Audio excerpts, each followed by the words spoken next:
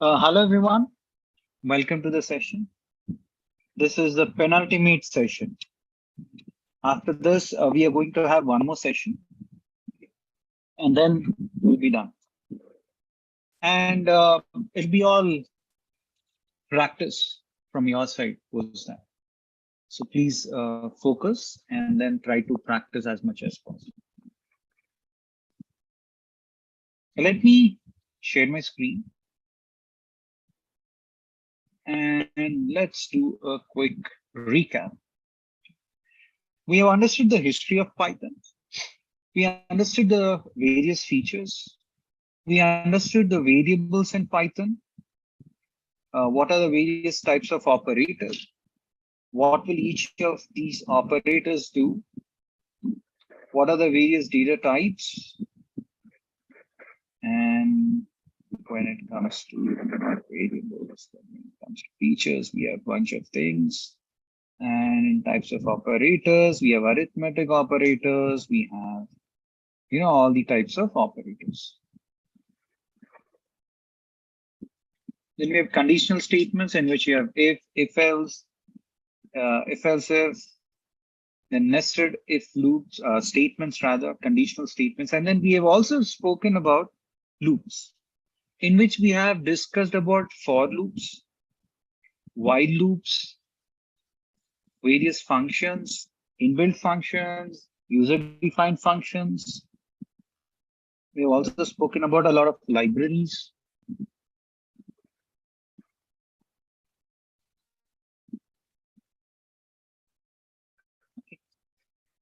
This is all that we have spoken about. Then we are talking about pandas, and from this line of code onwards, we have to run the code. And we decided that we would run the code in Spider so that we understand about Spider as well. Okay, so let me just run one of the lines. Come on.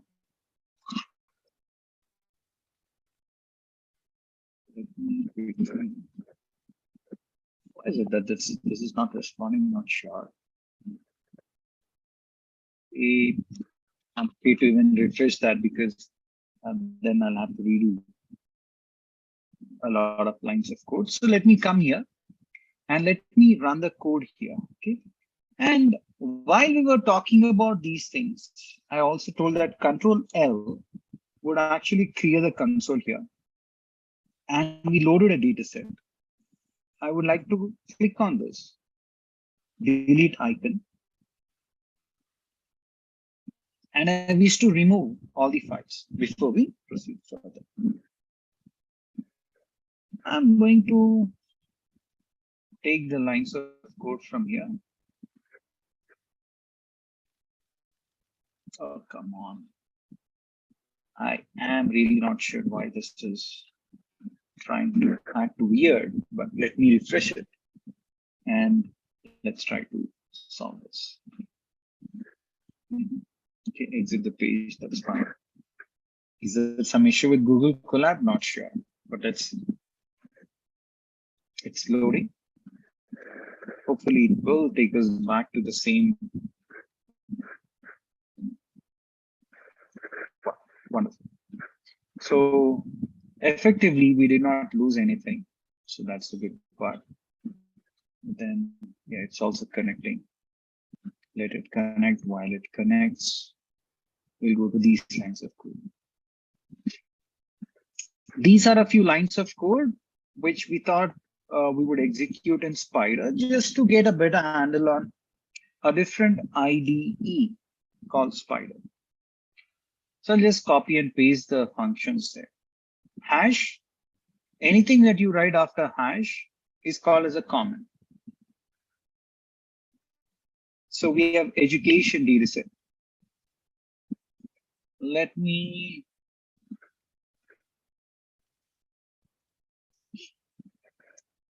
search for education dataset. And yep, here we go. I'll just copy this path, copy, and then I'm gonna paste it here. There we go. So this is good enough. Okay. And also we need to use another function, which is import pandas as PD. Only after you import pandas as PD, you can use the inbuilt functions within that library by calling the library name dot read underscore CSV, which is the name of the function. And within the double quotes, we are giving the complete path where we have the specific file along with the name of the file and the extension. And using this assignment operator, you're assigning it to an object called education.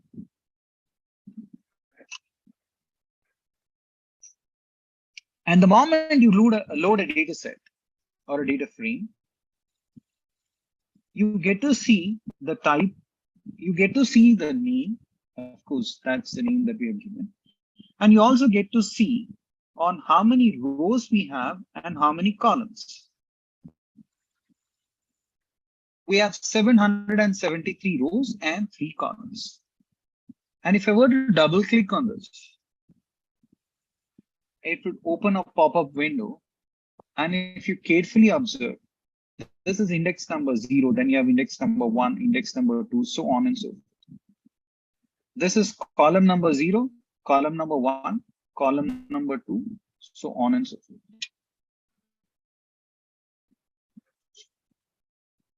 And then you can also say, hey, I want to know the type of this education. And we know for a fact that it is a data frame. So if I say print type of education, it says that this is a data frame. And if you say education.shape, you get to see the dimensions. Dimensions are number of rows by number of columns. You get to see that.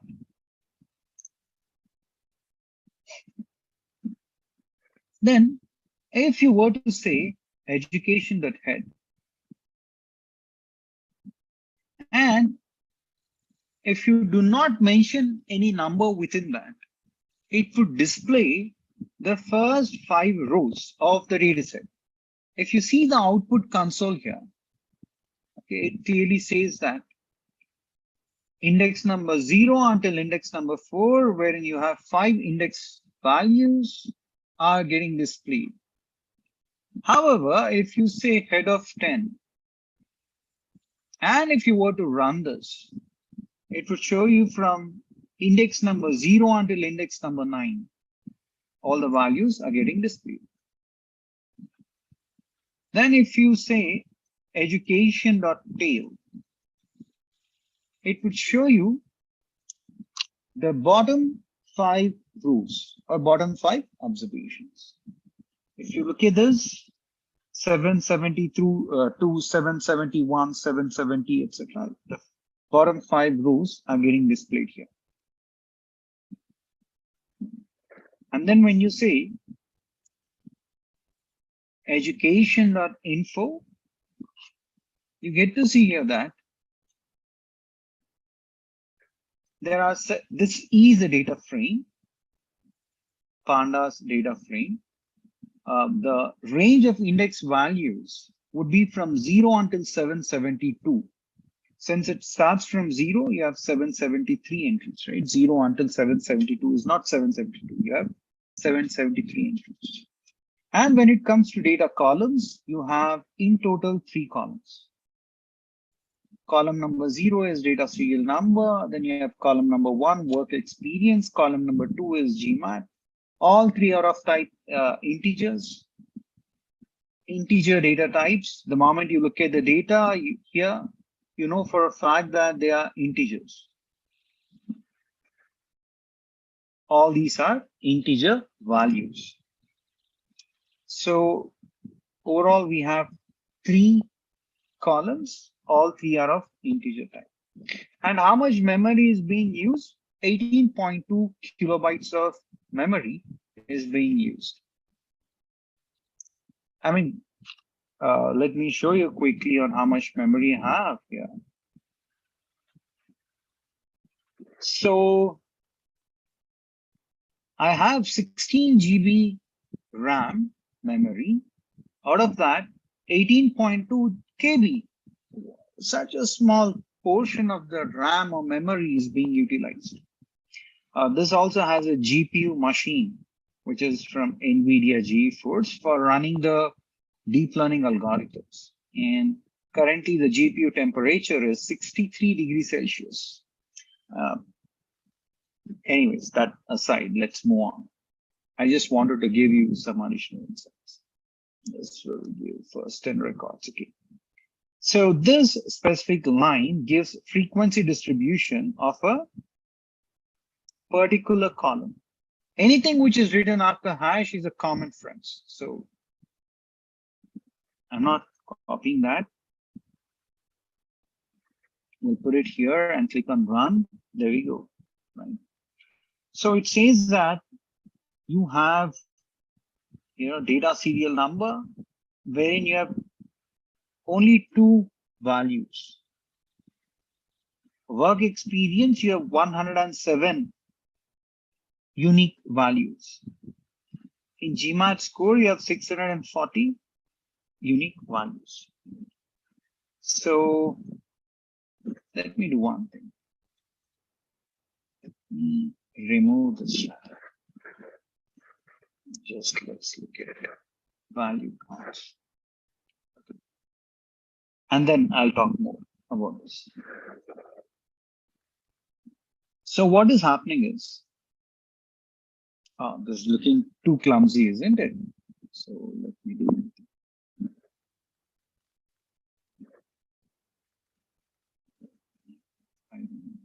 Once again.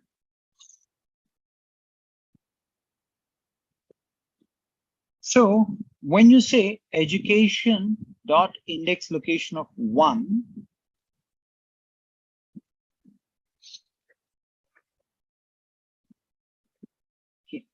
you are basically trying to look at column number 1.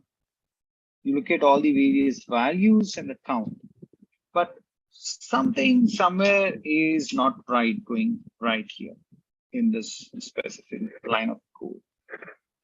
Okay, so I have this habit of not giving you guys incorrect answers. Rather, I would wait. And I also understand that there is another thing which is in place equal to true. I have come up with an example wherein I want to run that piece of code and then show you how in place equal to true actually works. I'm cognizant of the fact that there's one thing which I need to solve for you guys. And here I'm going to talk more about that. Yeah. So let me first deal with this myself, and then of course it will give you frequency plot, but what's really happening is not a frequency distribution, the way I see it. But then if I say work experience, what it does is it will go to the column, we go to education data set. It will go to work experience column. It will look at all the various values within that. And it will show you how many times that number appears. For instance,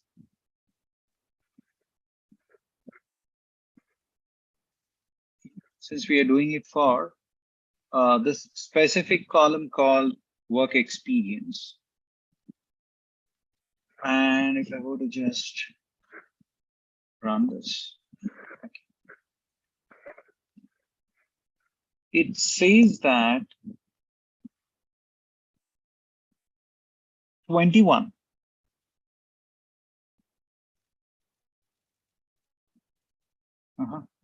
It's not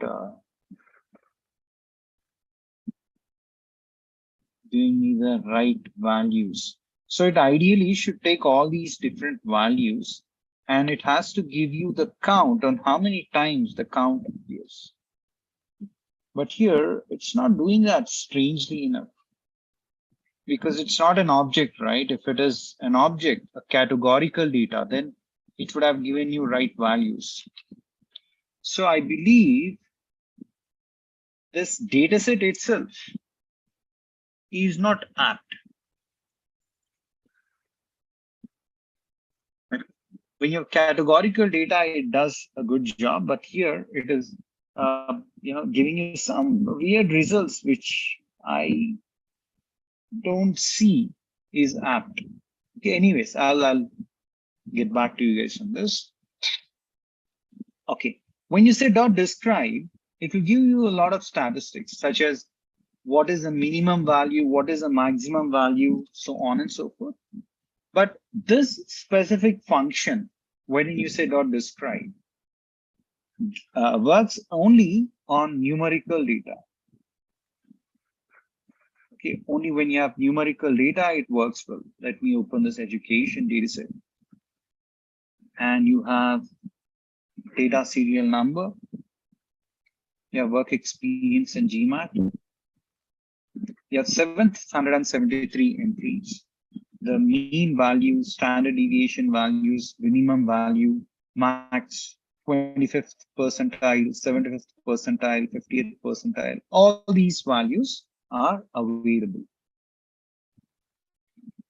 On click of a button, you're able to get a lot of information, a lot of basic statistics, a lot of descriptive statistics, here. And then you can always say, hey, I want to get additional help from pandas. Sure, you get to see a lot of information out there. Okay. So, couple of things. Why are these two not working the way they are designed? I foresee that those are not objects or categorical data. We do not have categorical columns, hence it's giving slightly weird results. Otherwise, it will take all the values, and for each and every value, it will look at how many times that value appears. This is on me. I'm going to explain this, and in place equal to true.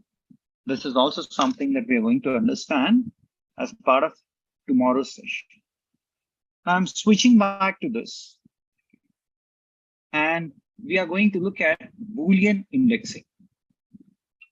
Let me run it. This is a specific data frame which we have created yesterday. Nevertheless, let us understand this. We have 4 different columns, and the column names are given as x1, x2, x3, new. And you have 1, 2, 3, 4, 5 rows. So you have 5 rows and 4 columns. Now, if you say dff1.x1, it would refer to this column. And if you say greater than 3, it will look at what is greater than 3 here. And then it's going to only retrieve those and show it to you. So let me run this. So what is greater than 3 here? You have within x1, you're saying that greater than 3 is what you would be interested in. Greater than 3 happens to be 4. And also you have 5. And every other value pertaining to that would appear, all the corresponding values. Okay, because you want to go to DFF and you want to go to the index values where x1 is greater than 3. Done.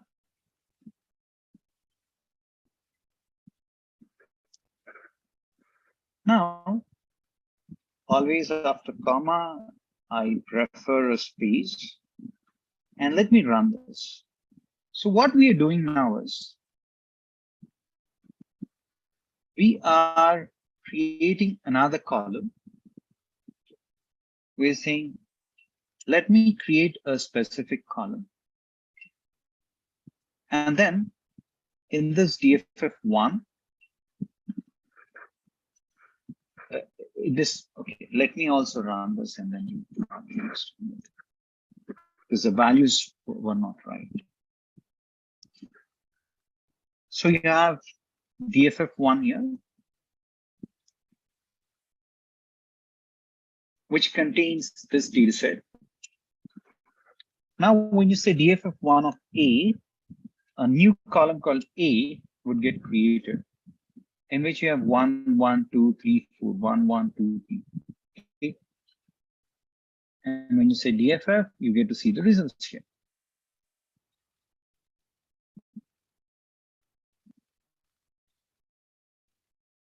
Now, if you were to run this, DFF1, you go to this data frame dot A would refer to this column is in 1. This is in function will check where do we have 1? Is there any 1 in this column? Oh yes, you see 1 here, so it says true.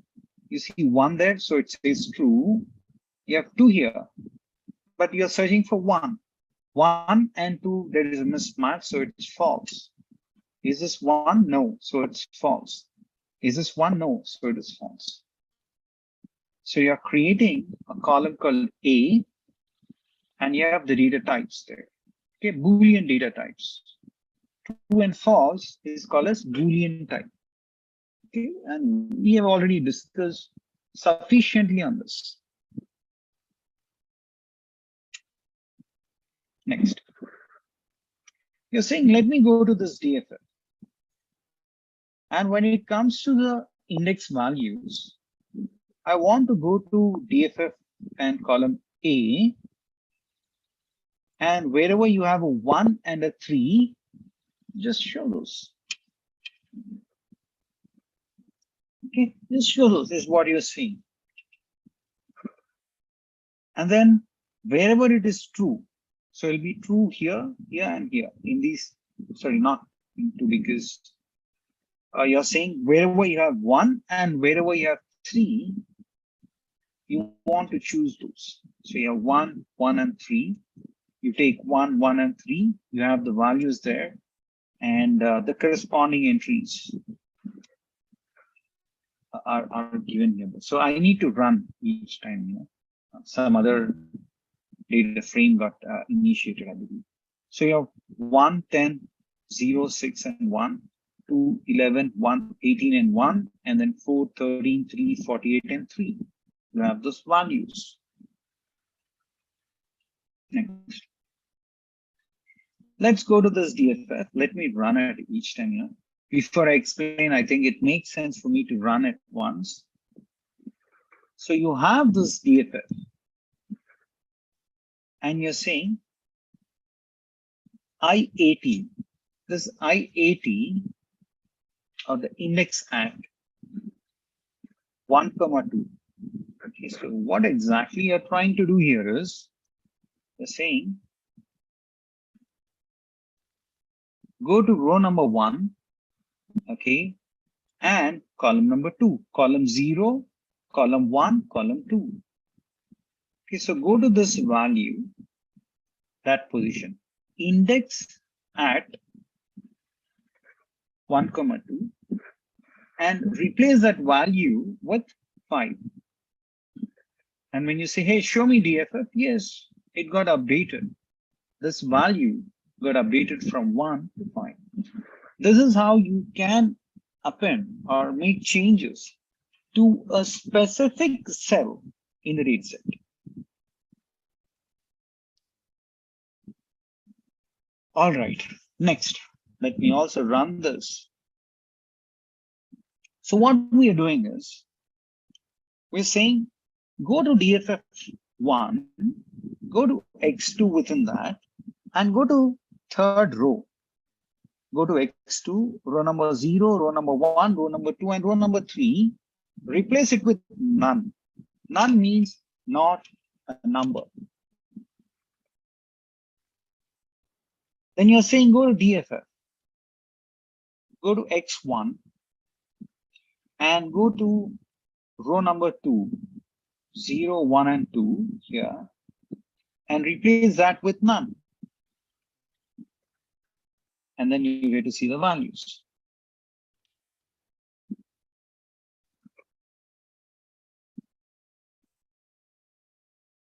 Then you have dff1.info. When you say info, it says that you have 5 entries, 0, 1, 2, 3, 4, and you have 5 entries from 0 until 4.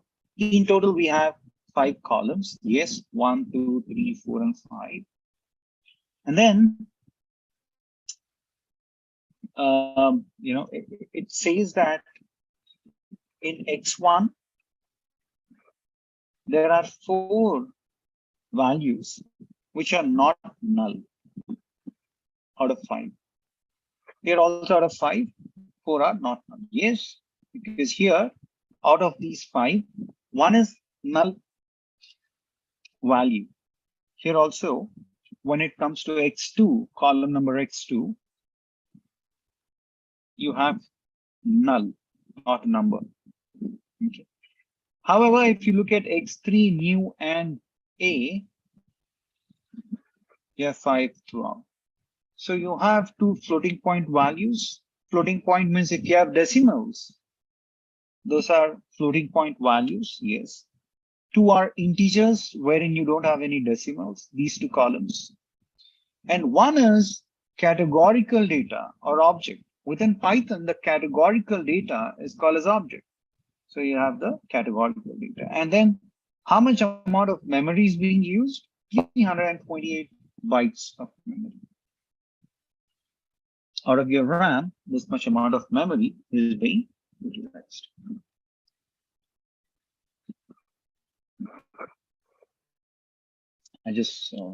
I'm in parallel looking at if there are any queries. All right. Now, if you go to dff.ease now, that means, is there any null value in the data set? It says false throughout, but in these 2 places, it says true. We have null values. One is here, another is here. So you have null values.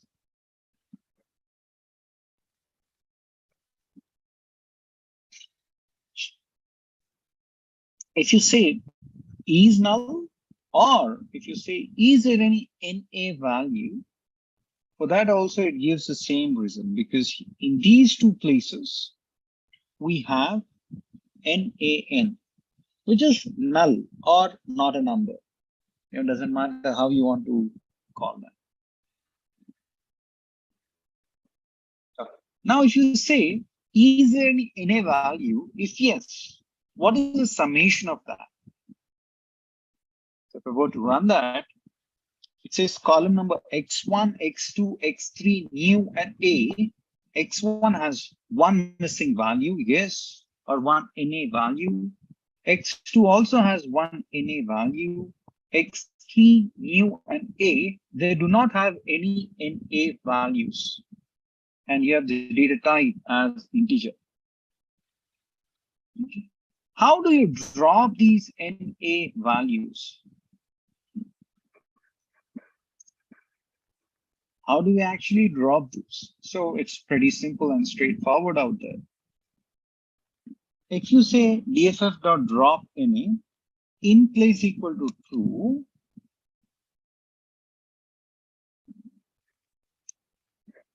okay, and if I were to run this, what it does is,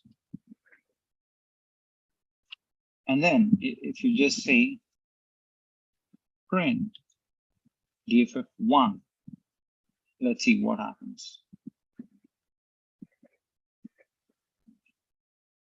Let me also print this.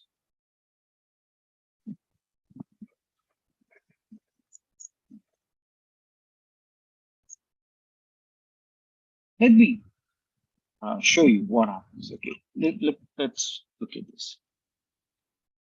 When you say in place equal to false, wherever you have those NA values, it drops those. And when it drops the NA values, it it will get rid of the entire row. If you observe that, the entire row gets removed. You have DFF1.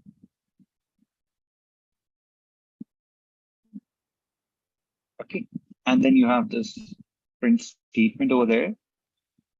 When you say drop, it removes the entire row, and then it shows you the results out here.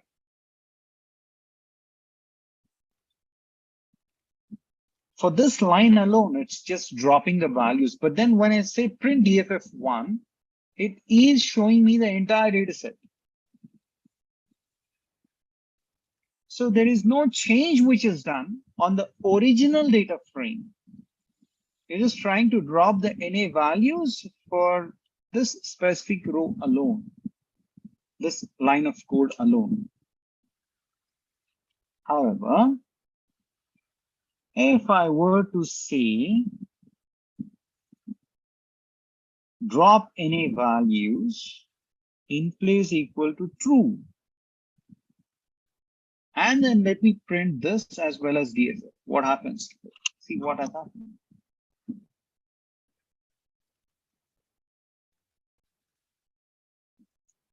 You need not even print that. If I were to run it, and if I were to print DFF1 now, earlier what happened? Only here it removed, but when you looked at your original data frame, no values were removed. But when you say in place equal to true, in the original data set, changes are being done. It will make the changes in the original data frame.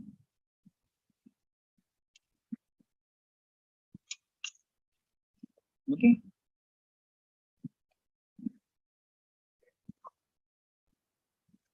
All right. Now, let me run this also.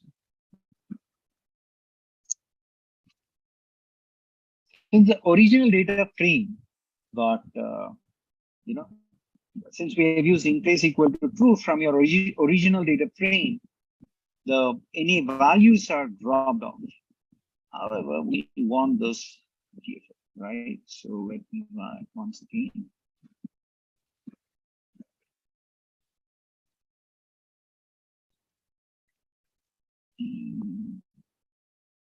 Not here. I think somewhere here we created that DFF. So I need to once again load that just to ensure that we start working on that. So where did this go? And where is DFF1? Okay. I need to run all these lines of code yet again. Just bear. I just want to see how is it that the DFF is looking at. Okay, 1, 2, and 3.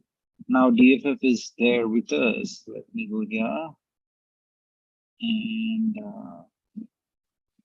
let me see what columns. Okay, fine. We have these 3 columns in DFF. And then let me run the other lines of code so that we don't face any issues in our explanation. Our explanation should be crystal clear. See if this.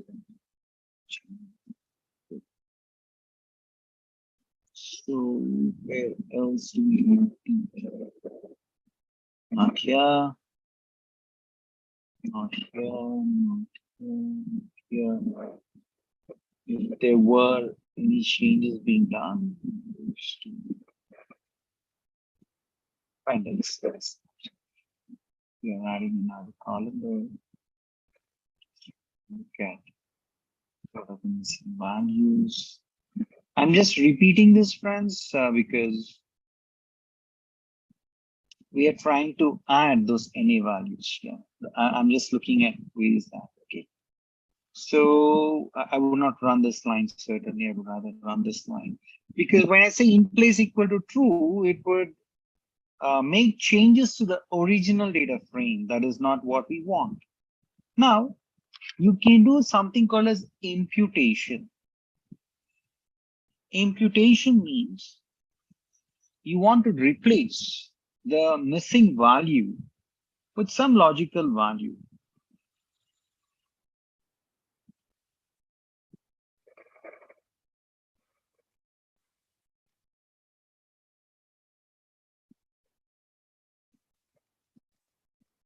Okay, you want to replace missing value with some logical value. If you observe here, you have NAN values, and you're saying fill this data frame, fill the NA values with 100. Okay, and in place equal to false. So you do not want to make changes to your original data frame. But when you say in place equal to true, it will go into the RAM, it will go to that location of your file, and it will make the changes there. Okay, that's what happens here.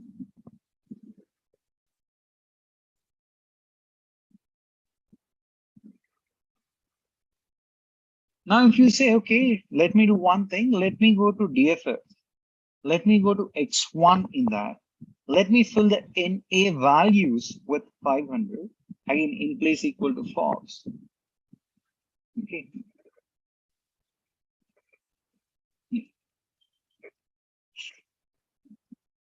Now, when I were to run that, it shows that within DFF, it goes to the X1, and you have NN value that is getting replaced with 500.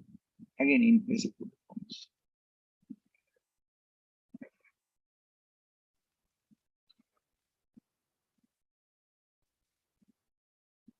Here you're saying go to the location, take the, I mean, now we understand the difference between location and index location, right? Yesterday we spent good amount of time understanding the differences between .loc and .iloc.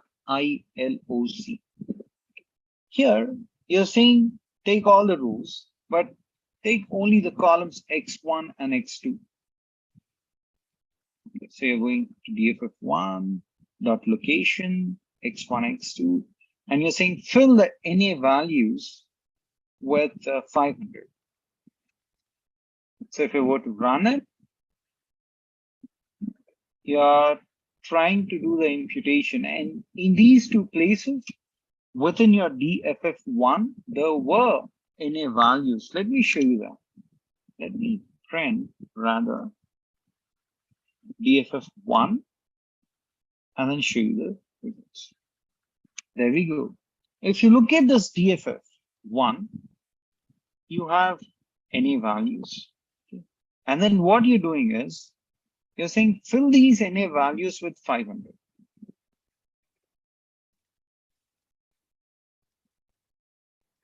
This also with 5.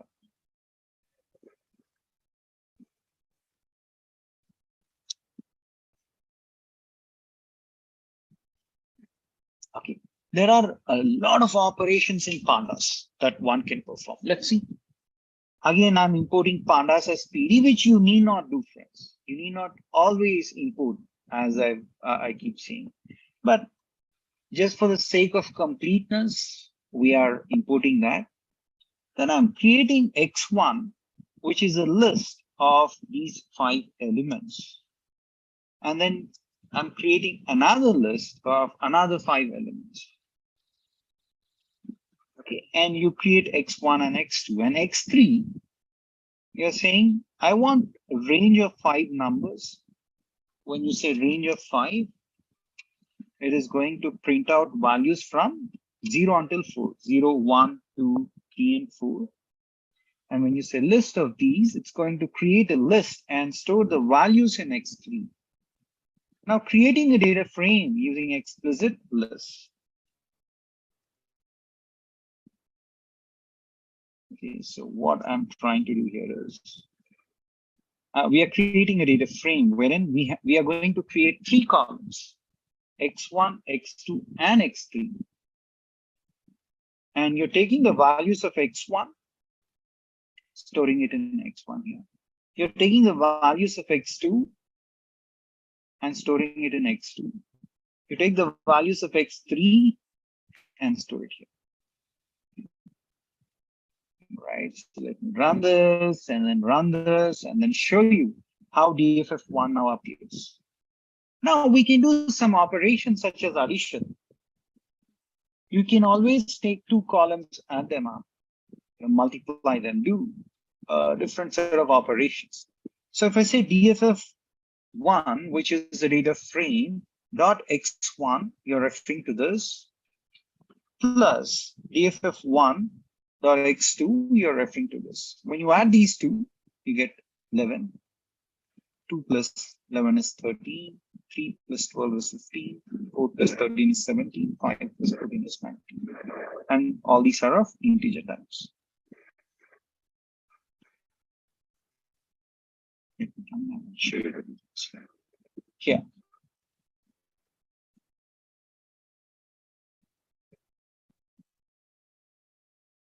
Here you have something called as BODMAS. Okay. So what it does is,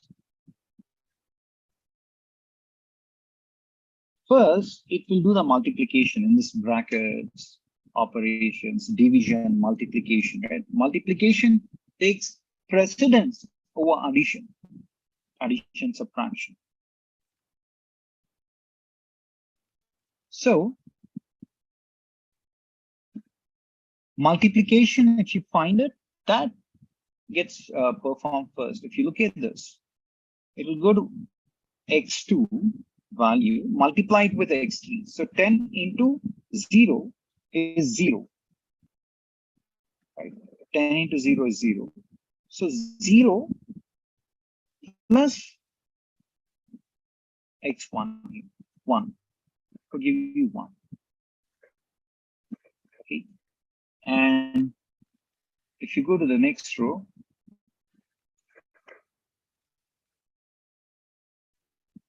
go to x2, multiply it with x3. So 11 into 1 is 11, plus 2 is 13.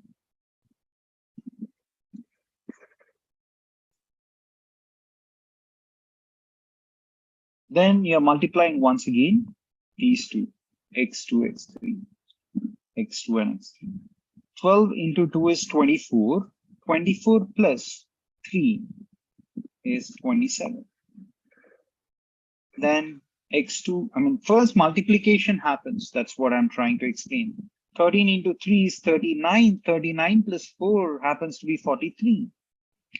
Then you have 14 into 4. 14 4s, 56. Plus x1, 5, which gives you 61. This is how the operations are performed. You can also do this. You can, typically what we are trying to do is, we are going to multiply x2 and x3 and then add it with x1. BODMAS rule, brackets, operation, division, multiplication, addition, subtraction. Okay. So after multiplication comes subtraction, addition and subtraction. So here you first multiply these two, and then you add it with x1. And then add it with x1. So left to right it does. Let's see. If you multiply these two, you get 0. Plus 1 would be 1. Plus 5, 1 plus 1 would be 6. That is what you're storing in this new column here. Then x2 into x3 is multiply these two, 11 ones are 11. Add this, so you get 13. 13 plus 5 is 18. Then you have x2 into x3, which is 12 into 2, which is 24, plus 3, 27, plus 5 is 32. Then x2 into x2, which is 13, 3s are 39, plus 4, 43, plus 5, 48. Again, multiply x2 and x3, which is 14 multiplied by 4, which is 56. plus 5. 61 plus 5 is 66. So you can perform these kind of operations using contacts. You can also do simple average, right? So what we are trying to do here is, there is weighted average and simple average, yes, in case you're wondering on why I'm using that term. Okay. If you want to specifically go to a column and then calculate the mean, you go to dff.x1.mean. So you take all these values and then calculate the mean, which is 3. If you just say go to dff.mean, it would calculate the mean for each and every column out there. And it says data type is float. Let me run that just to ensure there are no wrong values. Dot summation would actually add all the numbers. 1 plus 2 plus 3 plus 4 plus 5 gives you 15. And then if you add all these values, you get 16. If you add all these values, you get 10. If you add all these values, you get 170. And all of these are integers. When you do summation of integers, you get integers, right? But when you calculate the mean, the values, even if they are integers, the result would change to float because mean can have decimal values. Okay, that is the reason why it is showing as float. Then you can also find the maximum value. If I say dff.max, it will go to each and every column and it will pick up the maximum value. Here the maximum value happens to be 5. In x2, the maximum value is 14. In x3, the maximum value is 4. And in this new, the maximum value happens to be 66. And data type is integer. You can also find out the minimum value. So it will go to each and every column and then pick up the minimum value from that. When you say count, it will just show you how many entries exist, how many values are there in each and every column. Then when you say .info, it will tell you, number 1, on whether it is a data frame or not. It will say that there are 5 entries, number of rows, 0 to 4. It will tell you how many columns there are. And against each column, it will tell you how many non-null values are there. And the data types of that and how much memory it is actually consuming. All these are the ways of, analyzing your data or exploring your data. This part of looking at the info, looking at the count, minimum value, maximum value, mean, etc., would all be part of descriptive statistics or exploratory data analytics. So typically, you have a role called as data analyst. And then there is another role called as data scientist. Both of them obviously work on historical data or the past data. Both of these people work on historical data or the past data. And when you work on the past data and make statements about what happened in the past until now and present, what happened in the past and present, if you make statements about that, you will be called as the data analyst. And data scientist is a person who figures out on what might happen in the future. That's it. But both of these people, when they get access to the data, the very first step is to perform something called as exploratory data analysis.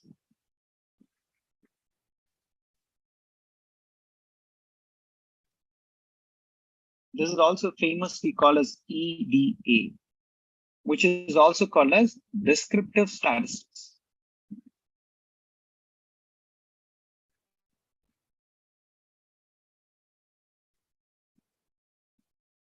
Okay. So this is the very reason that we are performing all of these things: count, info, data types, so on and so forth.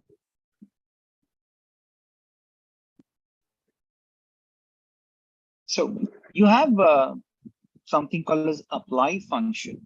So what we are doing is we are saying go to this DFF, apply. Lambda means it is a nameless function. You're not giving any name to the function. And it is used only in that specific line of code. You cannot reuse this at a later point of time. So you're saying that for every X, find out the maximum value and the minimum value and add those values. Okay, not sure whether you'll be able to see that or not, but then, or let me do one thing. It makes sense to actually print out the results of DFF here so that the explanation becomes simpler. Let me run this. Yep, there we go. So you have printed the DFF, and here we have the DFF1. It's a data frame. You're saying apply a function which I do not want to reuse. I just want that function to be executed here. And you're saying what should be the values of X? You're saying pick up the maximum value. So what is the maximum value of X1? 5. And also pick up the minimum value of this X1, which happens to be 1. Add these two, you get 6. For X1, get 6. Then go to X2, pick up the maximum value, which is 14. Then pick up the minimum value, which is 10. Add them up, you get 24. In that way, do it for X3 and new, and then you get these values. So you can use the lambda function within a line of code. It will get executed only there. Then it ends the story. That would be called as end of story. Okay, you cannot reuse that anywhere else.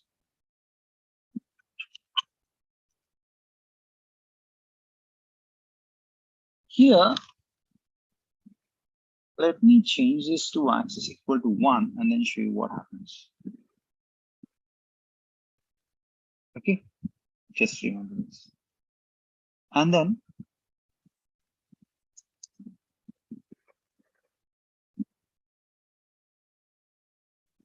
if I say axis equal to 0, what does it do? Very careful attention you need to give here, friends. Axis equal to 0 in certain cases would refer to the rows, and axis equal to 1 would refer to columns. But in this case, axis equal to 0 is referring to columns. So it will go to each and every column, and it will pick up the maximum value and minimum value. However, if I say axis equal to 1, it is going to choose all the rows. Okay, in this case, axis equal to 1 means it will refer to the rows for apply function. In certain other scenarios, axis equal to 1 would refer to the columns. Just remember that part. All right. Now, it will go to this. It will pick the max value, which is 10. Minimum value is 0. So 10 plus 0 would give you 10. Then it will go to row number 1, because axis equal to 1 means you want rows to be selected. Maximum value was 18. Minimum value was 1. 18 plus 1 is 19. You get that. So on and so forth.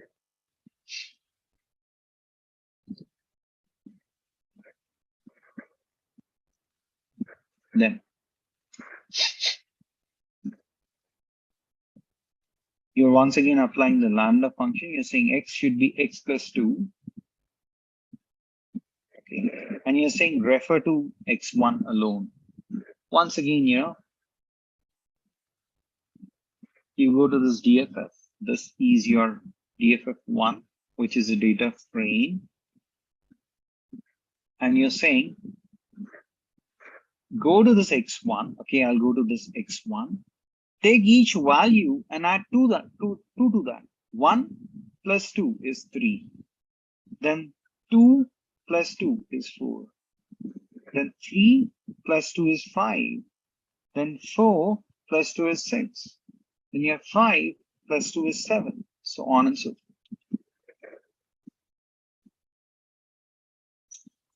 Now we are writing a user-defined function here. And we will apply this user-defined function within the apply function. So how do you use a function within a function is something that you'll understand. So each time you write a function, this is how you write. You say define space, give any name of your choice of x and colon, and when you enter, you will have an indentation. And then here you're writing a conditional statement. If x is greater than 2, return yes. Else, return no. Okay, and then you're saying go to DFF, go to x1, apply this. Okay, let me show you this. Even before I run it, I would say print DFF1. And I wish to show your data frame. And then let's see. When you apply manipulate of x, what should it do? It should go to each value, look at whether that value is greater than 2 or not. Is the first value greater than 2? No. So it's less than 2. So it will go to else condition and it will return no. Then for the next value, is it greater than 2? No. So it'll go to else and it will give you no. Then the next value is 3. Is it greater than 2? Yes. So it will return yes. The next value is 4. Is it greater than 2? Yes. So it will return yes. The next value is 5. Is it greater than 2? Yes.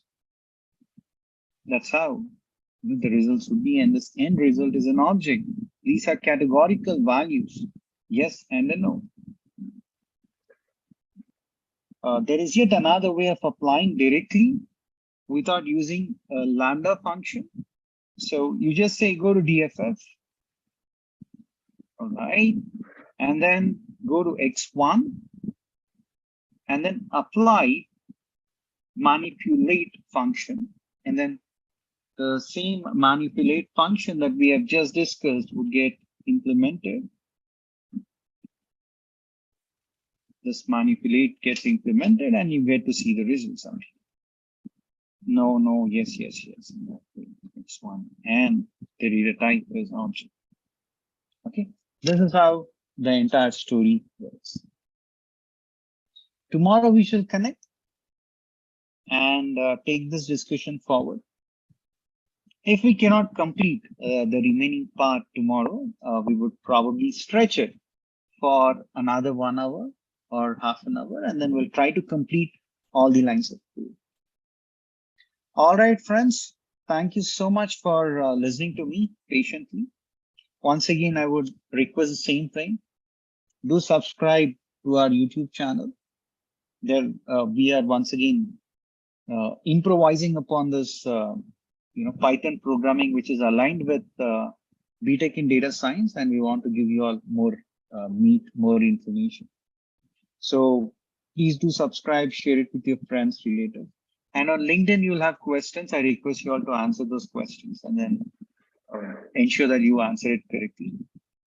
tomorrow I'll also explain you about how you can actually take the exam, and then how you can be eligible to get a certificate from NASCOM, and how you also stand a chance to get 1,000 rupees directly into your bank account from Government of India. I'm going to talk about this and many more tomorrow. Thank you so much.